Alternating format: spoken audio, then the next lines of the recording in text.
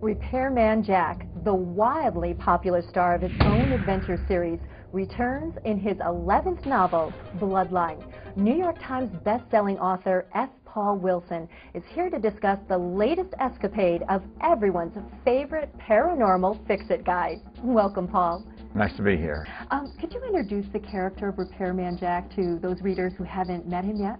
Well, let's see. Jack, I call him an urban mercenary. He hires out to fix problems that the regular society, regular officialdom can't fix. Say blackmail. You can't go to the cops and say, well, you know, I committed this crime, I'm being blackmailed for it. So you go to someone who's outside the system, like Jack. When I was developing him, I took all the cliches of the loner hero and turned them on their head. How has your hero changed following the dramatic events of the last novel? The body count was very high at the end of Harbingers. And now in Bloodline, it's 3 months later, and he's having second thoughts about a lot of things. He's a little depressed, he's down. He had some tragic losses that set him off. And that's when Gia, the woman in his life, you know, maybe just to get him out of the house, you know how men can get annoying when they're just sitting around the house, says, oh, why don't you do this one? It sounds simple. Some woman just wants him to find some dirt on this 35-year-old man who is dating her 18-year-old daughter. She thinks there's something going on with this guy, and she figures if Jack can find something, maybe even he's wanted on a warrant or something, just get him out of her daughter's life.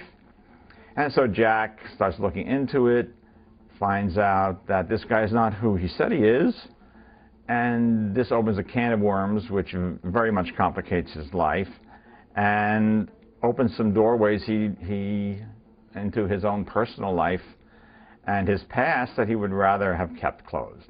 Explain for us what the Compendium of Srem is and what makes it so special. You've got to have a secret book of forbidden knowledge, you know, it's just one of those things. Fell into the hands of Torquemada of the Inquisition, who read it and decided it was blasphemous and wanted it destroyed, and they couldn't destroy it, no matter what they did. And so finally he had this huge deep well dug, threw it in, filled it up, and built a monastery over it. And that wasn't, even that couldn't keep it out of circulation. So through hook and crook, it has come into Jack's possession. So Paul, who is your audience? I started out thinking it would be men's adventure with, you know, with paranormal touches. There's a lot of guns. On my website, though, I've been shocked to find the number of women who post on the forum. They've said, too, they said, we're all looking for a white knight. And Jack, in a way, he's a white knight. He is certainly, his armor is tarnished and everything. But even though he's a career criminal, his code of ethics is far more stringent than most of society. Thank you so much, Paul. Oh, my pleasure. F. Paul Wilson's plucky hero, Repairman Jack, returns in Bloodline, a story about powerful ancient texts, shadowy figures, murder most foul, and the one man who can put it all together.